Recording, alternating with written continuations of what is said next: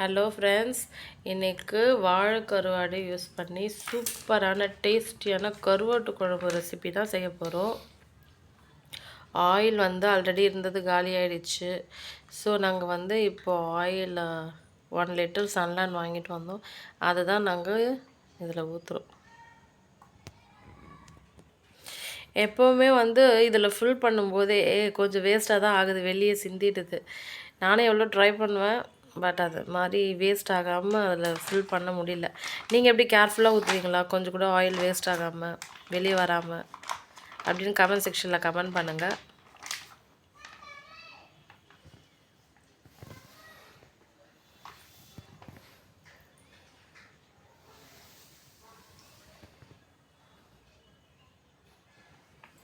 Okay, ஏதோ எனக்கு தெரிஞ்ச அளவுக்கு ஊற்றியாச்சு, மூடிடலாம். ஃப்ரெண்ட்ஸ், இது மாதிரி எண்ணெய்லாம் லைட்டாக கொஞ்சம் ஒரு ட்ராப் 2 ட்ராப் சிந்திருந்தால் இதுமாதிரி பேப்பர் வச்சு, நியூஸ் பேப்பர் எதனா இருந்துச்சுன்னா அந்த பேப்பர் வச்சு தொடச்சிடுங்க. இல்லைன்னா காலை நம்ம வைப்போம், அப்போ வழுக்கி விழுந்து பெரிய பிரச்சனையாகிடும். ஸோ எப்பவுமே கேர்ஃபுல்லாக இருக்கணும். நாங்கள் தொடச்சிட்டோம், அவ்வளோதான். சரி, இப்போ நம்ம சமைக்க ஸ்டார்ட் பண்ண போகிறோம். டக்குன்னு அதுக்கு தேவையான காய்கறிலாம் கட் பண்ண போகிறோம். கட் பண்ணி ரெடியாக எடுத்து வச்சுக்கலாம். நாங்கள் எப்பவுமே அருகாமனையில் குயிக்காக ஃபாஸ்ட்டாக நாங்கள் வெஜிடபிள்ஸ்லாம் கட் பண்ணி வச்சுருவோம். வெங்காயம் தக்காளிலாம் தனியாக ஒரு கிண்ணத்தில் அரிஞ்சு வச்சாச்சு. இது மாதிரி கத்திரிக்காயெலாம் கண்டிப்பாக ஒரு கிண்ணத்தில் தண்ணியில் நம்ம கட் பண்ணி போடணும். பாருங்கள், அந்த கிண்ணத்தில் நாங்கள் தண்ணி வச்சுருக்கோமோ அந்த கிண்ணத்தில், அதில் தான் நாங்கள் கத்திரிக்காய் உருளைக்கிழங்குலாம் கட் பண்ணி போட போகிறோம். பாருங்கள், இப்போ உருளைக்கிழங்கு கட் பண்ணி தண்ணியில் போடுறோம். உருளைக்கிழங்கு நம்ம தோல் சீவிட்டு தான் கட் பண்ணணும். அதே மாதிரி கத்திரிக்காய் பிஞ்சு கத்திரிக்காய் தான் நம்ம வாங்கி சமைக்கணும். அப்போ தான் நல்லா டேஸ்ட்டாக இருக்கும். ஸோ இந்த உருளைக்கிழங்கு தோலெல்லாம் நீக்கிட்டு குட்டி குட்டி கட் பண்ணி குட்டி குட்டி பீசஸாக நாங்கள் தண்ணியில் போட்டு ரெடி பண்ண போகிறோம்.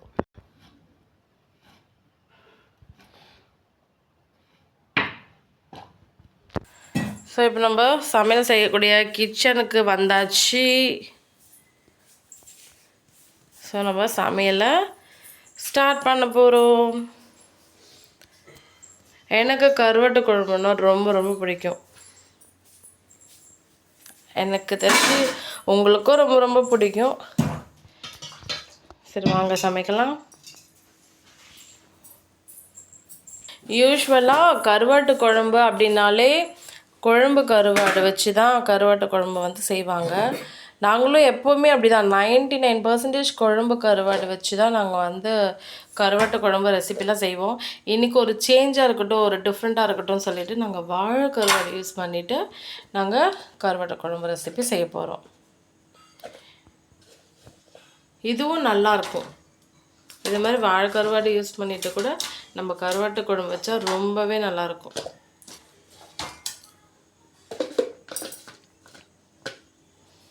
பாருங்கள், வாழை கருவாடு. யூஸ்வலாக வாழை கருவாடை எல்லாருமே வறுத்து தான் சாப்பிடுவாங்க. சில பேர் இது மாதிரி கருவாட்டு குழம்பு வச்சும் சாப்பிடுவாங்க. ஸோ இது வரைக்கும் நீங்கள் வாழை கருவாடு யூஸ் பண்ணி கருவாட்டு குழம்பு நீங்கள் செஞ்சதே இல்லை அப்படின்னா இந்த வீடியோவை ஃபுல்லாக பார்த்துட்டு நீங்களும் உங்கள் வீட்டில் இதே மாதிரி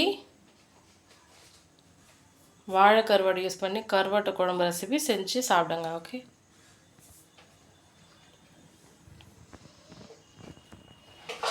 ஃப்ரெண்ட்ஸ், கருவாட்டு குழம்புனாலே முருங்கைக்காய் போட்டால் ரொம்ப ரொம்ப நல்லாயிருக்கும். பட் எங்களுக்கு இப்போ அது கிடைக்கல. அதை நினச்சா எங்களுக்கு ரொம்ப வருத்தமாகவே இருக்குது. பட் என்ன பண்ணுறது, அது கிடைக்கும் போதே அதை வச்சு குழம்பு வச்சுக்கலாம். இப்போதைக்கு அது இல்லைனாலும் நம்ம சூப்பரான டேஸ்டியான கருவாட்டு குழம்பு ரெசிபி செய்ய போகிறோம். உங்களுக்கு ஒரு வேளை கிடச்சிச்சு அப்படின்னா சூப்பராக முருங்கைக்காய் போட்டுட்டு அருமையான கருவாட்டு குழம்பு வச்சுக்கோங்க. நல்லாவே இருக்கும், சூப்பராக இருக்கும். ஓகே ஃப்ரெண்ட்ஸ், தண்ணி சுழிச்சு கருவேப்பிலை. ரொம்ப முக்கியமான ஒரு விஷயம் என்னென்னா நம்ம சுடு தண்ணியில் இந்த வாழைக்கருவாடை போட்டு வைக்கணும் ஒரு 10 minutes. ஓகேங்களா, இது ரொம்ப ரொம்ப முக்கியம். நம்ம குழம்பு செய்யறதுக்கு முன்னாடி இந்த ஒரு வேலையை செய்யணும். பாருங்கள், கடாயில் தண்ணி வச்சாச்சா.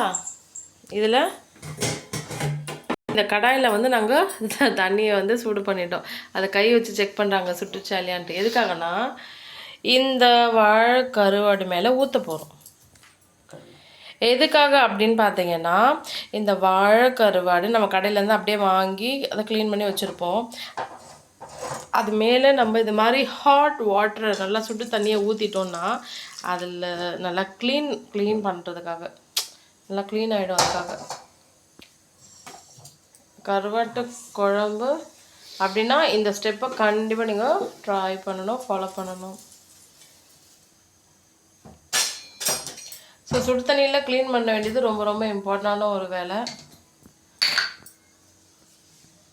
ஸோ இப்போ அதே கடாயில் நம்ம என்ன பண்ணுறோன்னா, கடாயில் கீரைலாம் காஞ்ச உடனே நம்ம வந்து ஒரு 2 ஸ்பூன் ஆயில் வந்து ஊற்றிக்கிறோம்.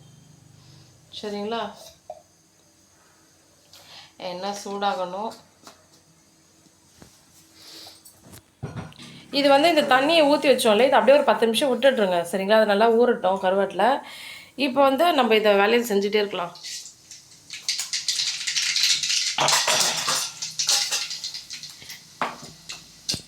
இப்போ பார்த்தீங்கன்னா எண்ணெய் ரொம்ப சூடாகிடுச்சு. அதனால் கடுகு போட்டோடனே படன்னு பொரியுது.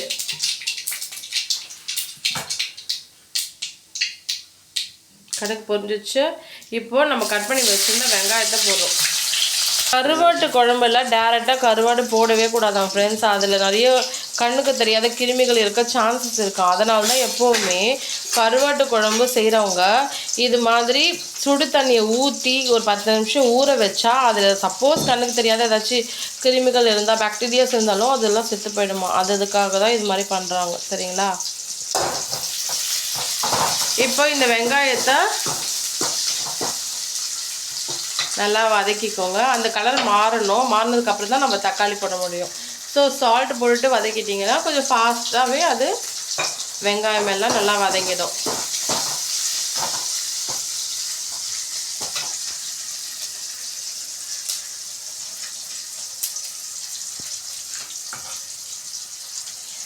ஸோ வாழை கருவாடை நல்லா இது மாதிரி சுடு தண்ணியில் க்ளீன் பண்ணிவிட்டு நம்ம வந்து வாழை கருவாடு யூஸ் பண்ணி ஒரு சூப்பரான கருவாட்டு குழம்பு வச்சோன்னு வச்சுக்கோங்களேன். அது ரொம்ப ரொம்ப டேஸ்டியாக இருக்குமா. ஓகே, நீங்களும் உடனே உங்கள் வீட்டில் வாழை கருவாடு இருந்துச்சுன்னா வறுத்து சாப்பிட்றது இருக்கட்டும், இருந்தாலும் இது மாதிரியும் ஒரு வாட்டி கருவாட்டு குழம்பு ரெசிபி செஞ்சு பாருங்கள். எங்கள் வீட்டில் கூட என்னுடைய பேரண்ட்ஸ் வந்து எப்போ தோணுச்சுனாலும் டக்குன்னு என்ன பண்ணுவாங்க, வாழை கருவாடு வாங்கி அதை வறுத்து ரசத்து கூட எல்லாம் தொட்டு சாப்பிடுவாங்க. அவங்களுக்கு அதெல்லாம் ரொம்ப பிடிக்கும். பட் நான் வந்து மோஸ்ட்லி கருவாடு குழம்பு சாப்பிடுவேன். இந்த கருவாட்டு குழம்பு அதெல்லாம் சாப்பிடுவேன். பட் கருவாடு அவ்வளோ எனக்கு இன்ட்ரெஸ்ட் இல்லை. பட் இன்றைக்கி வந்து சரி ஓகே இந்த ரெசிபி எப்படி இருக்குன்னு பார்க்கலான்னு சொல்லிட்டு வெயிட் பண்ணிகிட்ருக்கேன். இப்போ பாருங்கள், தக்காளி கட் பண்ணி வச்சுருந்தாலே அதையும் போட்டு நல்லா வதக்கிக்கலாம்.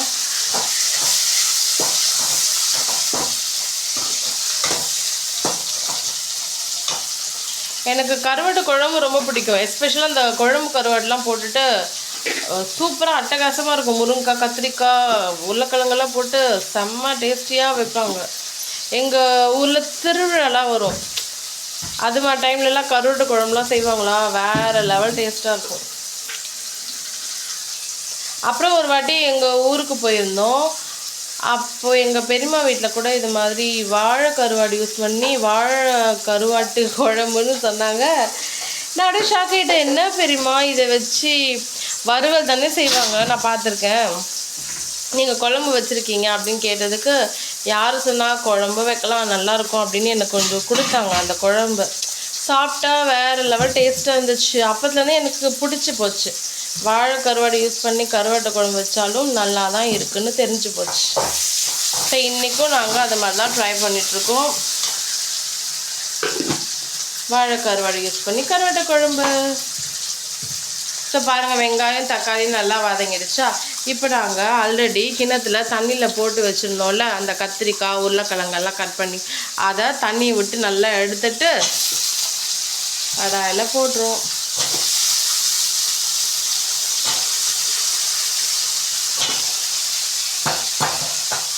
நம்ம எப்போவுமே டேஸ்டியாக செஞ்சோன்னு வச்சுக்கோங்களேன், நம்ம செய்கிற ரெசிபீஸ்லாம் நம்ம வீட்டில் இருக்க எல்லோரும் ரொம்ப விரும்பி சாப்பிடுவாங்க. அடிக்கடிக்கு செஞ்சு தர சொல்லி கேட்பாங்க. அப்புறம் வந்து பார்த்திங்கன்னா உங்களை ரொம்பவே பாராட்டுவாங்க, நீங்கள் ரொம்ப டேஸ்ட்டாக செய்கிறீங்க, அருமையாக நல்லா கைப்பக்குவத்தோடு செய்கிறீங்கன்னு சொல்லுவாங்க. அப்புறம் உங்களை ரொம்ப ரொம்ப பிடிச்சி போயிடும். அதுக்கப்புறம் நீங்கள் செஞ்சு வச்சுட்டு எல்லாம் உடனே காலி ஆகிடும். இந்த சேனலில் இது வரைக்கும் சப்ஸ்கிரைப் பண்ணலன்னா சப்ஸ்கிரைப் பண்ணி வச்சுக்கோங்க. அப்போ தான் நாங்கள் போகிற வீடியோஸ் எல்லாம் ஃப்யூச்சரில் உங்களுக்கு நோட்டிஃபிகேஷனாக வரும். நீங்களும் குக்கிங் ரிலேட்டட் இன்ஃபர்மேஷன்ஸை தெரிஞ்சுக்க முடியும். கண்டிப்பாக உங்களுக்கு யூஸ்ஃபுல்லான இன்ஃபர்மேஷன்ஸாக இருக்கும். இப்போ வந்து கொத்தமல்லி கருவேப்பிலை பாருங்கள் தூவி விட்டுக்கிட்டோம். இதுக்கு ஃப்ரெண்ட்ஸ் கருப்பு புளி நாங்கள் எடுத்துக்கிருக்கோம். நாங்கள் சூப்பர் மார்க்கெட்லாம் போகும்போதே புளியில் ஏகப்பட்ட வெரைட்டிஸ் வச்சுருப்பாங்க. அதில் பிளாக் புளின்னு கூட சேல்ஸ் பண்ணுவாங்க. இது எதுக்குன்னு கேட்டால் கருவாட்டு குழம்பு, வத்த குழம்பு, வெந்தய குழம்பு இதெல்லாம் நல்லாயிருக்கும், நீங்கள் ட்ரை பண்ணி பாருங்கள் அப்படின்னாங்க. அப்போதுலேருந்து நாங்கள் என்ன பண்ணிட்டோம், பிளாக் புளினாலே இந்த மாதிரி கருவாட்டு குழம்புலாம் நாங்கள் செய்ய ஆரம்பிச்சிட்டோம். ரொம்ப நல்லாயிருக்கு, செஞ்சு ட்ரை பண்ணி பார்த்தோம். இப்போ கல்லுப்பு ஒரு ஸ்பூன் போட்டுக்கலாம். நாங்கள் எப்போயுமே செய்கிற ரெசிபீஸில் மோஸ்ட்லி கல்லுப்பு தான் பயன்படுத்துவோம். ரொம்ப நல்லாயிருக்கும், செய்கிற டேஸ்டியாக இருக்கும் அப்படியே. இப்போ ஒரு ஸ்பூன் மஞ்சள் தூள் போட்டுக்கிட்டோம்.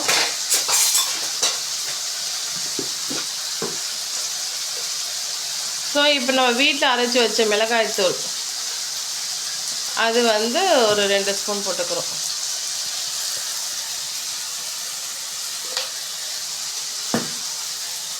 இது வந்து நாங்கள் எப்போவுமே எங்கள் வீட்டில் அரைச்சி வச்சுப்போம். ஒரு பக்கெட் நிறைய மிளகாய்த்தூள், அந்த மிளகாய்த்தூள் தான். நாங்கள் கடையில் வாங்கினது அவ்வளோ யூஸ் பண்ண மாட்டோம், எங்கள் வீட்லேயே அரைச்சி வச்சுப்போம். இப்போது அந்த காயெல்லாம் நல்லா மூழ்கிற அளவுக்கு தண்ணி ஊற்றிட்டு நல்லா இது மாதிரி கிண்டி விட்டுக்கணும். ஸோ ஃப்ரெண்ட்ஸ், இதை வந்து அப்படியே ஒரு 10 நிமிஷம் விட்டுடலாம்.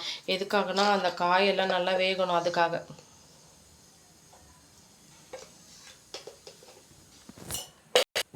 ஸோ ஃப்ரெண்ட்ஸ், இப்போது இந்த காயெல்லாம் வேகிறதுக்கு ஒரு 10 நிமிஷம் ஆகும்னு சொன்னல, இதையும் போட்டுடலாம். ஏன்னா ஆல்ரெடி இது 10 நிமிஷம் ஆகிடுச்சு, அதனால் சுடு தண்ணி ஆல்ரெடி ஊறிடுச்சு இல்லையா, அதனால் இதையும் போட்டுட்டு அப்படியே ஒரு 10 நிமிஷம் விட்டுடலாம். பாருங்கள், இது மாதிரி தான் நல்லா தேய்ச்சி கழுவணும்.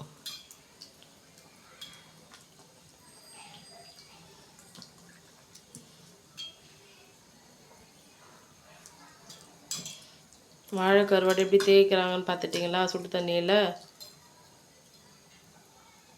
ஆல்ரெடி அது 10 நிமிஷம் வரை ஊறி இருக்குது சுடு தண்ணியில். இப்போ இது மாதிரி நல்லா தேய்ச்சி கழுவியாச்சு.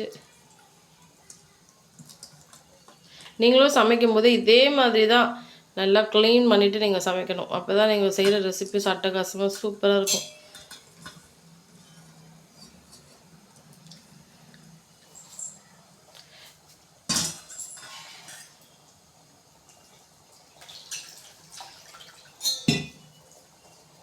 இப்போது வாழை கருவாடு போட போகிறோம். ஸோ வாழை கருவாடு நிறைய பேருக்கு பிடிக்கும் பார்த்தீங்களா.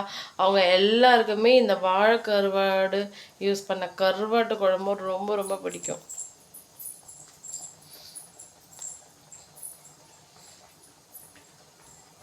ஆக்சுவலாக பார்த்தீங்கன்னா, நான் வாழை கருவாடாக இருக்கட்டும், குழம்பு கருவாடாக இருக்கட்டும், கருவாட்டுனாலே நான் அவ்வளோ அவாய்ட் பண்ணிப்பேன். ஆனால் அந்த கருவாட்டு குழம்பு மட்டும் எனக்கு ரொம்ப ரொம்ப பிடிக்கும். கருவாடு வந்து விட்டுடுறது, ஆனால் அதை யூஸ் பண்ணி தான் நம்ம கருவாட்டு குழம்பே செய்வோம். ஆனால் அந்த கருவாட்டு குழம்பு மட்டும் நல்லா சூடான சாப்பாட்டில் போட்டு ஊற்றி சாப்பிட்டா சூப்பராக இருக்கும்.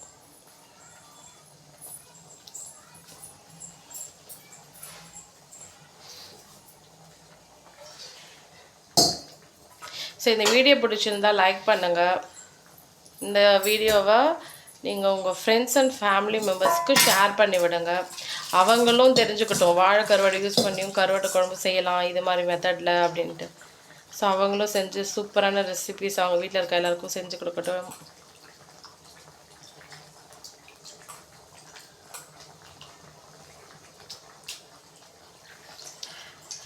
ஸோ நாங்கள் செய்கிற இந்த ரெசிபியை பற்றி நீங்கள் என்ன சொல்லணுன்னாலும் கமெண்ட் செக்ஷனில் கமெண்ட் பண்ணுங்கள். ஸோ ஃப்ரெண்ட்ஸ், அது அப்படியே ஒரு 10 நிமிஷம் விட்டுடலாம். அது எல்லாமே மொத்தமாக நல்லா கொதித்து வரட்டும், ஓகேங்களா. இப்போ நாம் இந்த பிளாக் புளி, கருப்பு புளி சொன்னோம் இல்லையா, அதெல்லாம் தண்ணியில் ஊற வச்சுருந்தோம். இப்போ நல்லா கரைக்க போகிறோம். கரைச்சி ஃபில்ட்ரு பண்ணி எடுத்து வச்சுக்க போகிறோம். நம்ம கையை வச்சு நல்லா இது மாதிரி கரைச்சிக்கலாம். ஆனால் கரைக்கிறதுக்கு முன்னாடி எப்போவுமே கொஞ்சம் நேரம் ஒரு 5 நிமிஷம் அப்படியே தண்ணியில் போட்டு ஊற வச்சுருங்க. அப்போ நம்ம கரைக்கிறதுக்கு கொஞ்சம் ஈஸியாக இருக்கும். சரிங்களா?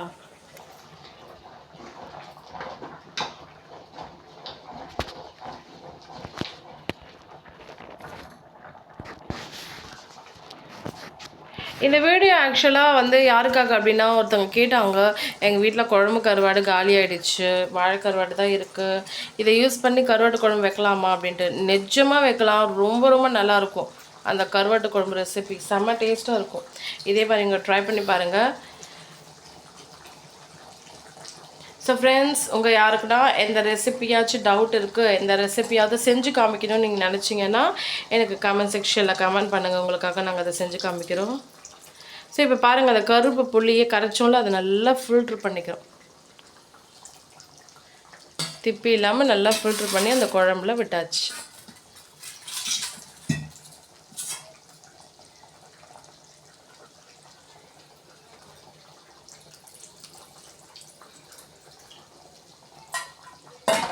ஸோ கரண்டி வச்சு நல்லா கலக்கிக்கலாம்.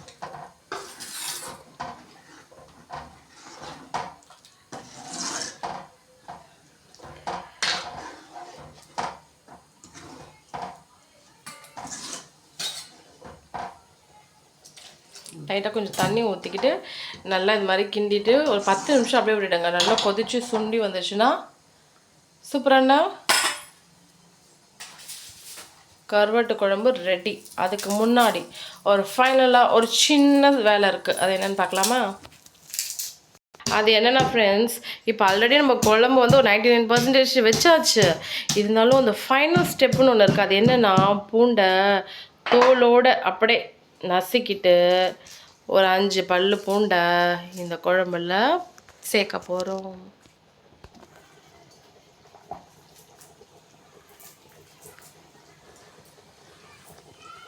குழம்பு கொதிக்க அந்த கருவாட்டு குழம்போட மனம் சூப்பராக இருக்குது. அப்படியே வாசமாக இருக்குது.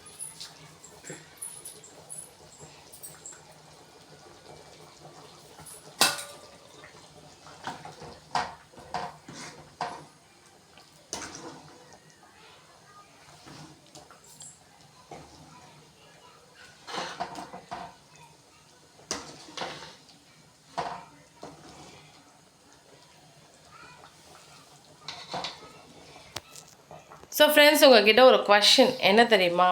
இந்த ரெசிபி உங்களுக்காக செஞ்சு காமிச்சிருக்கோம். ஸோ 10 அவுட் ஆஃப் எவ்வளோ மார்க் கொடுப்பீங்க? நீங்கள் எனக்கு கமெண்ட் செக்ஷனில் கமெண்ட் பண்ணுங்கள். 10க்கு எவ்வளோ மார்க் கொடுப்பீங்க நாங்கள் செஞ்சு காமிச்சிருக்கோம் இந்த ரெசிபி? அப்படியே உங்களுக்கு பிடிச்சிருக்கானோ எனக்கு கமெண்ட் செக்ஷனில் கமெண்ட் பண்ணுங்கள். உங்களோட ஆன்சருக்காக நாங்கள் வெயிட் பண்ணிகிட்ருக்கோம். ஸோ பாருங்கள், குழம்பு நல்லா கொதிச்சிட்டு இருக்கு.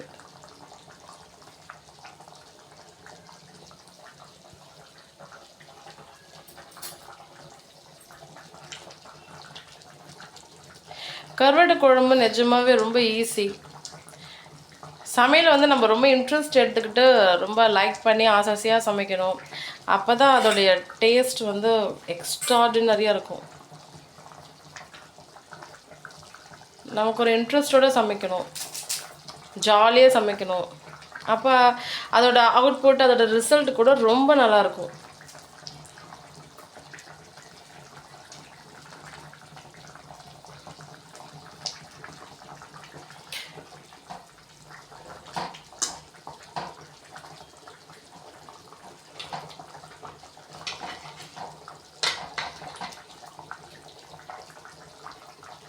ஸோ இப்போ ஃப்ரெண்ட்ஸ், நாம் வந்து பூண்டை வந்து நசுக்கி வச்சுருந்தோம் இல்லையா, அதை நம்ம சேர்த்துக்கலாம்.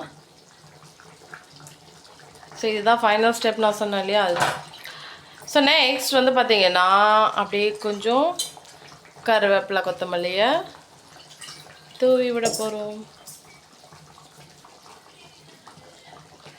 அவ்வளோதான் ஃப்ரெண்ட்ஸ், சூப்பரான கருவாட்டு குழம்பு ரெசிபி ரெடி. அவ்வளோதான். ஸோ வந்து நீங்கள் இன்னும் கூட சுண்டி வந்தால் கொஞ்சம் எனக்கு ரொம்ப பிடிக்கும், ஒரு தொக்கு மாதிரி அப்படின்னு நினச்சிங்கன்னா இன்னும் ஒரு 5 நிமிஷம் அப்படியே விட்டுடுங்க, நல்லா சுண்டி வந்துடும். இப்போ வந்து குழம்பு மாதிரி ரெடியாக இருக்குது. சரிங்களா? ஸோ குழம்பு மாதிரி இருந்தாலே எங்களுக்கு ஓகே அப்படின்னா நீங்கள் ஆஃப் பண்ணிக்கலாம். இல்லை இன்னும் கூட நல்லா சுண்டட்டும். சில பேருக்கு நல்லா சுண்டி திக் பேஸ்ட் ஆனால் தான் ரொம்ப ரொம்ப பிடிக்குது அப்படின்னா ஒரு 5 to 10 minutes விட்டுடுங்க. நல்லா சுண்டி வந்துடும். அப்போ நீங்கள் ஸ்டவ் ஆஃப் பண்ணிக்கோங்க. ஸோ வாழை கருவாடை யூஸ் பண்ணி கருவாட்டு குழம்பு ரெசிபி தயார். Thank you so much for watching. Bye bye.